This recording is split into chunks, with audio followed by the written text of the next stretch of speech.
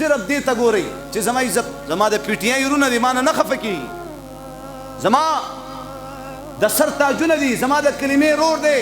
والله العظیم چې د کافر نه به نفرت نه کې، د کافر د کفر نه به نفرت کې. نن دا مسلمانان خپلو کې چا واچول دا نفرتونه چا خواره کړه؟ زه خو تا باندې خفه کېږم خو ته په ما نه خفه کېږي. ما درنه ختمئ، ما درنه صفحې نه میټاوئ، ته ما له سات نه راکې، سپورټ نه راکې. تاسو نه تپوس کوم زمونږ الله یو دی که نه دی؟ زمونږ دین یو دی که نه دی؟ زمونږ پیغمبر یو دی که نه دی؟ زمونږ قرآن یو دی که نه دی؟ زمونږ کلمه یو ده که نه ده؟ تاسو کې هلکه څوک بدلې کلمې والا شته؟ ټول لا اله الا الله محمد رسول الله. بے پی ٹی آئی والا د جمعیت نه ولې نفرت کوي، جمعیت والا د پی ټی آئی والا نه ولې نفرت کوي، او یو بل باندې د کفر فتوی ولې لګوي؟ زما د خولې نه یو کلیپ تاسو ما ته راوړئ چې ما عمران خان پسې ګډې وډې ویلې.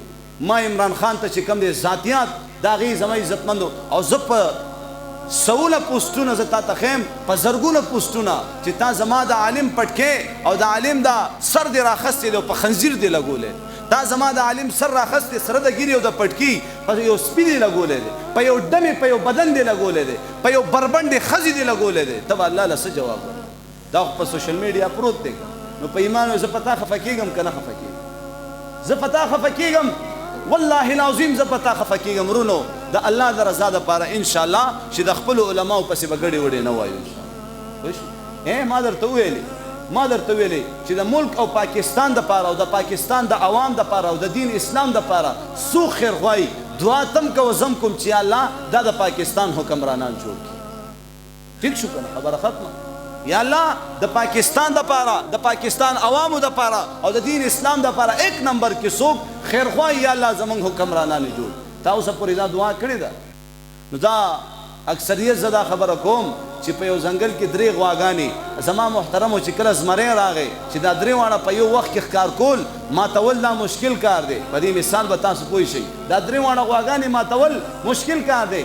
دې زمري په دې ذهن کې زما عزتمندو یو منصوبه یو تحریک جوړ کو، څه وایي چېرې دا درې واړه خو ماتوم مشکل دی. راغی یو سپینه ده، یو سره ده، یو توره ده. نو دې سرې او سپینې ته وایي چې دا ځنګل په تاسو ښایسته ښکاري، دا توره در سره خوند نه کوي، که ستاسو اجازت یې دا به ماته کړم.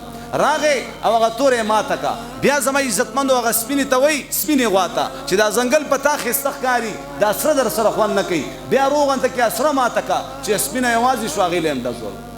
همدقه شان دا بریلی دی، دا پنجپیری دی، دا وهابي دی، دا دی، دا هغه دی، دا دیوبندی دی، دا تبلیغي دی. بیا په دې بل تحریک کې چې هغې کې کامیاب نه شو، دا اوس زما عزتمندو دا پی ټي آی والا دی، دا مسلم لیگ والا دی، دا نشنلیان دي او دا جمعیتیان دي.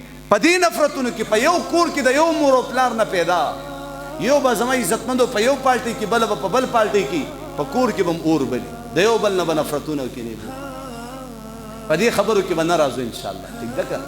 زما عزتمندو چې دا خبرې کله شروع شي په ایمان وایي ګنټې پکې لګي که نه لګي که نه لګي. خلک خپل مجلسونه په دې خبرو ګرموي. ښه تاسو چې کوم ځای کې وګورئ سیاسي خبره یې وکړه که نه، بس شروع به شي، یو به هلته نه راشي، بل به دې ځای نه، بل به هغه ځای نه، ګنټې. نو دا وخت چې کوم دی دا ابس لاړو کلا نړو چې په دې وخت کې تا د قرآن تلاوت کړی وی، په دې وخت کې تا ذکر کړی وی، استغفار دې ویلی وی، څومره فایده به شوي به که نه وه شوي زما